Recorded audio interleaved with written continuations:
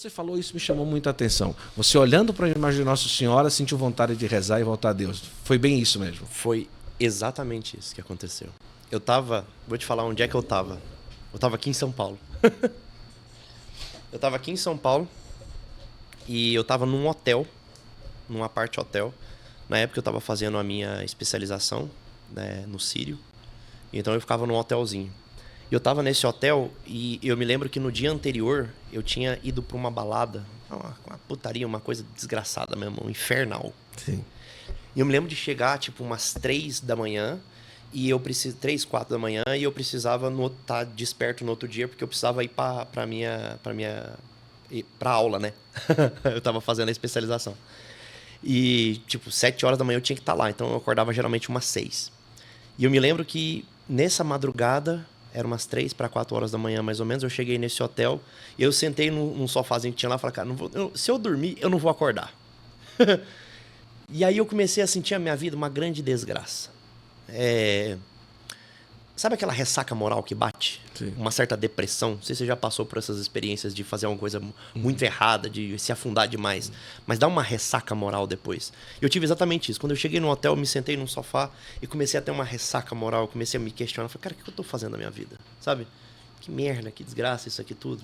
Pra que tá aqui, né? Pra que eu tô aqui? Qual é o sentido dessa coisa toda? E aí na minha frente tinha uma imagenzinha muito parecida com essa, inclusive. Era mais ou menos desse tamanho aqui. De Nossa Senhora, mas Nossa Senhora de Fátima. Na minha frente, assim, eu parei e fiquei olhando para aquela imagem de Nossa Senhora. E a mensagem veio na minha cabeça e falou assim, reza. Eu falei, rezar o quê? 3 horas da manhã, depois de uma balada? 3, 4 horas da manhã, depois de tudo errado. Eu falei, 4 horas da manhã, o Frei Justo naquela época deveria estar começando o terço dele. Aí eu falei, o que eu vou rezar aqui agora, cara? 4 horas da manhã, olhando para a imagem de Nossa Senhora. Eu falei, eu não tenho dignidade nenhuma para rezar. Sabe? Mas pra quem já tá todo ferrado mesmo, pensei, e se eu rezasse o terço?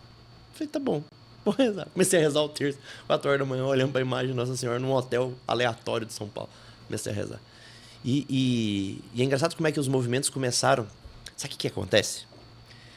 Até aquele momento, eu tava só estômago, sabe assim? Era só a carne falando. Quando é só a carne falando, a consciência não pesa, porque não tem consciência, entende? Em momento nenhum. Então, assim, é óbvio que você vai se afundar progressivamente. Você não para pra pensar em nenhum momento sobre o que você tá fazendo. Você não para pra pensar nos filhos. Você não para pra pensar em Deus. Você não para pra pensar na esposa. Você não para pra pensar no seu futuro. Você não para pra pensar em nada. Você tá só tocando balde, sabe? Você tá inerte. O Ortega fala isso. Ele fala assim que é aquelas pessoas que elas estão recobertas por uma capa fantasmagórica de verdades próprias. Só que, na verdade, é só o estômago falando, né? E aí o que acontece é que, por conta desse movimento da oração e do amor da minha esposa, que minha esposa foi insistindo. Ela ficou esses 9 meses insistindo, rezando. Rezando e servindo. Rezando e servindo. Porque a oração recebe, o servir entrega, né? A oração recebe o Espírito Santo e o servir entrega esse Espírito numa bandeja de ouro. Para o outro, que não merece, mas precisa. Esse abastecer-se do Espírito que eu ia recebendo no servir dela... Jorge, como é que é esse servir? As pessoas às vezes me perguntam, como é que é esse servir que a sua esposa fazia? Gente, ela levava um salgado de salsicha com um Monster pra mim no hospital. Ela mandava um iFood. Ela mandava uma mensagem, tô pensando em você, bom dia, você tá bem? Ou, nossa, você tava com dores aquele dia, você precisa de alguma coisa, posso te levar um remédio, você tá se cuidando? É qualquer coisa que você faça sem um interesse. É qualquer coisa que você faça de forma desprendida, de doar-se para que o outro acenda a consciência. É só isso. E ela foi fazendo esse servir. Sabe o que começou a acontecer? A consciência começa a acender de volta. Não quer dizer que eu voltei para a consciência, não. Mas ela começa a aparecer. E a hora que ela começa a aparecer, eu começo a me questionar por que eu estou vivendo essa vida que eu estou vivendo. Aí é um processo, entende? É como se fosse só estômago. Sim. Daí a pouco ela vai servindo, vai aparecendo uma consciência. Vai aparecendo uma consciência, ela vai aumentando. Só que o estômago não diminui. Eu estou vivendo uma vida de vícios, perdido, né? Essa consciência cresce a ponto dela entrar em conflito com esse estômago. Aqui é onde acontece a guerra de verdade. Porque aqui em cima está sendo alimentado pelo servir e pela oração dela, e aqui embaixo está sendo alimentado pelo meu ego, pelo meu hedonismo, né? Pela minha ganância, pela minha luxúria, pela minha gula, pela minha preguiça. E aí é onde começa a verdadeira guerra. É um inferno viver essa realidade. Tão grande, mas tão grande, que eu cheguei no ápice, né? Eu tava... Eu tinha um aluno Esse menino, ele aprendeu medicina comigo, assim, a parte de UTI, ele aprendeu comigo. Ele me idolatrava. Você é o melhor médico do mundo, você é o cara, que não sei o quê. Eu quero ser um médico como você. Era evangélico, ia se casar, vivendo um namoro santo, namoro casto, não tinha relação sexual. E eu buzinando na cabeça dele. Como eu era o ídolo dele, né? Eu buzinava na cabeça dele. Para com esse negócio de casamento, que bobagem, que não sei o quê. Você tem que curtir a vida, ser um cara novo. Casamento é só uma desgraça, família é desnecessário. Para com isso, não sei o quê. E buzinava a cabeça dele. Buzinava. Todo dia eu buzinava a cabeça dele. E chega um ponto, né? Que o convívio e tudo mais, ou seja, as más convivências corrompem, né? Os bons costumes mesmo. Pouco a pouco, né? Ele ia se alimentando deste mal que brotava em mim. Acontece que num belo dia, de madrugada, 3 horas da manhã, ele me liga. Eu tava num hotel lá em Goiânia agora. E ele me liga às 3 da manhã e me disse o seguinte: eu tive um caso com uma enfermeira, me relacionei com ela, minha noiva descobriu, terminou o nosso casamento, eu não vou me casar mais. E eu queria te falar que você foi a boca do diabo na minha vida. Maldita a hora que eu te conheci.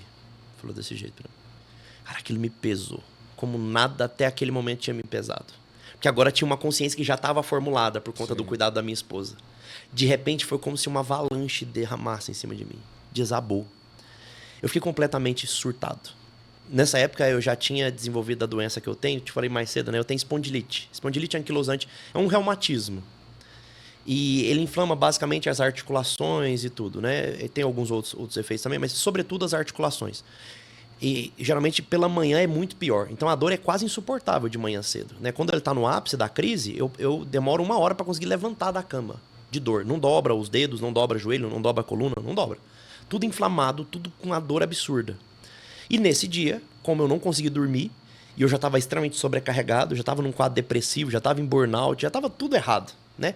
Eu já tinha mais de $500 mil de dívida no banco, porque é isso, tudo vai né, se desfazendo. Sim. Nesse dia, eu não tinha dinheiro, eu estava extremamente endividado, a minha carreira estava indo para o espaço, a minha esposa era a única coisa que eu tinha, que era uma mulher que ainda estava insistindo, e que eu rejeitava insistentemente. A minha filha, ela me parecia que eu não era um homem digno dela e que ela ia ser mais feliz se ela não me tivesse, e tem muito homem que pensa isso, tem muito homem que fala assim, é melhor eu me afastar dos filhos, porque como eu não vou ser um homem digno nunca, é melhor que eles não me vejam. É melhor que eles me rejeitem. Isso é uma mentira. Isso é uma mentira. Como eu não tinha mais nada, eu falei, cara, tentei levantar às 6 horas da manhã, não consegui levantar. Eu tinha um comprimido de Tramal. Tramal, ele é análogo da morfina. Tomei um comprimido, não adiantou. Tomei 2 comprimidos, não adiantou. Tomei os 40 que tinha no frasco. Uns 10 comprimidos de Tramal, você consegue se matar. Não precisa mais do que isso. Eu tomei 40. Eu sabia que eu ia morrer, mas eu não queria me matar. Na verdade, eu queria aliviar aquela dor toda e aquela perda de sentido. Então eu tomei tudo aquele negócio. Deus foi muito misericordioso, porque como eu tomei demais, eu comecei a vomitar. Ele deu uma colateral muito grave no estômago. O estômago não absorveu, então eu comecei a vomitar a jato. Aí vomitava. Não me lembro o motivo disso, né? Eu simplesmente fiz isso. Eu peguei minhas coisas, desci do apartamento, com 2 mochilas e saí andando a esmo em Goiânia. Andando a esmo. E aí o Ítalo me liga nesse dia. O Ítalo me ligou. Me ligou e falou, onde é que você tá? Falei, eu tô andando na rua. O Ítalo não conhece nada de Goiânia. Então assim, não tinha como, né? Enfim, falar nada. Ele falou, então só anda. Ele falava assim pra mim, só anda. Continua andando, não para. Enfia o dedo na garganta. Falei, Ítalo, minha vida acabou, eu vou morrer. Ele falou, não vai, relaxa. Ele falava assim, Deus é a esperança de tudo. A esperança não é a última que morre. Ele morreu e ressuscitou. Ele falava assim. A esperança já morreu e já ressuscitou. Ela não morre mais. Ele não vai sair daí. Deus está contigo. Não sei o quê. E falava. E eu andando. E vomitando. Uma cena muito aleatória.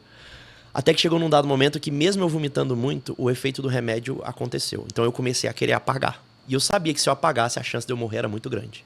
Porque o movimento ia ser esse. Eu ia apagar, o remédio ia continuar fazendo efeito, eu ia fazer uma depressão respiratória, ia parar de respirar e ia morrer. E eu falei, então eu não consigo andar mais. A ideia dele era que eu passasse por um pronto-socorro, alguma coisa. Só que eu não achei nada. Eu saí andando a esmo, estava perdido. Eu falei, eu não consigo andar mais, eu acho que eu vou desmaiar. Ele falou, tá, para onde você tá e me dá um ponto de referência. A Thaís tinha ligado pra ele tinha ligado pra Thaís e falou, ele tá em algum lugar, mas eu não sei te falar porque eu não sei nada de Goiânia. Ela falou, eu vou andar a esmo em Goiânia. Então ela tava andando, dispersa. E aí ele falou assim, me dá um ponto de referência. Eu falei, eu tô num posto de gasolina. Ele falou, tá, me fala o nome do posto. Eu falei, chama Posto Siloé. Nossa. E aí, o Ítalo é muito desbocado, né? Nessa hora ele começou a gargalhar no telefone. Mas ele ria e ele xingava. Caralho, puta que pariu, que porra, que não sei o quê. Eu falei, ficou louco, né? Ele falou, Deus é muito zoeiro. Deus é muito zoeiro. Ele falava assim, Deus é muito zoeiro.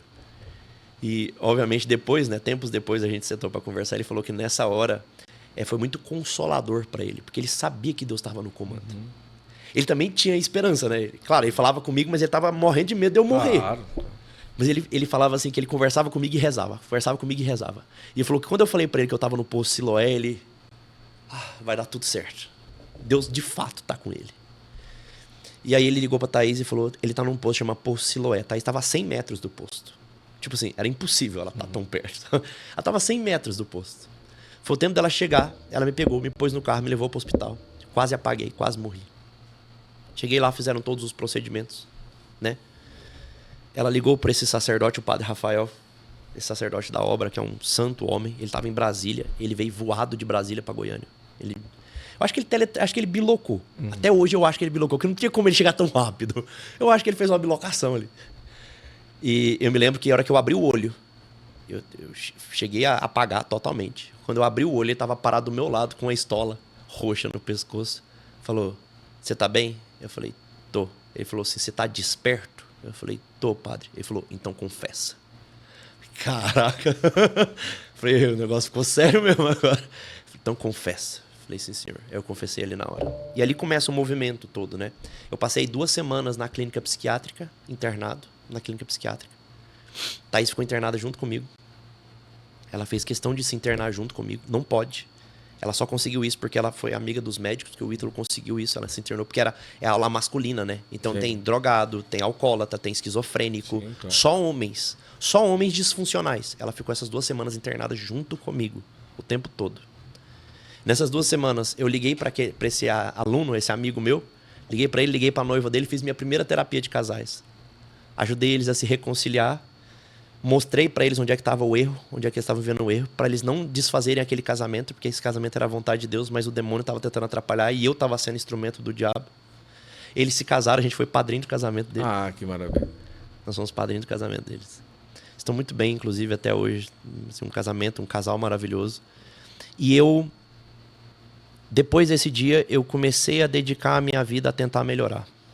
E eu falo isso com muita honestidade. Eu voltei para casa sem querer voltar. Eu voltei para casa triste, com raiva. Eu tinha ódio da Thaís, mas eu voltei porque eu entendi que se eu não fizesse isso, o meu destino ia ser a morte, o fim e a perda do sentido total. Então eu fiz porque tinha que ser feito.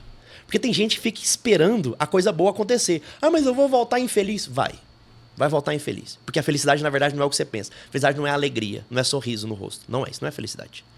Felicidade é o propósito de Deus sendo cumprido. Isso é felicidade. Ainda que você esteja com raiva, triste, chateado, magoado, o que seja. Não interessa o seu sentimento. Interessa se a vontade dele está sendo feita ou não. Eu voltei sem um pingo de vontade. Voltei odiando a minha esposa. Eu voltei para casa, eu não suportava olhar para ela. Eu não suportava encostar nela. Só que eu entendi que era isso que tinha que ser feito. Sim. Eu só obedeci.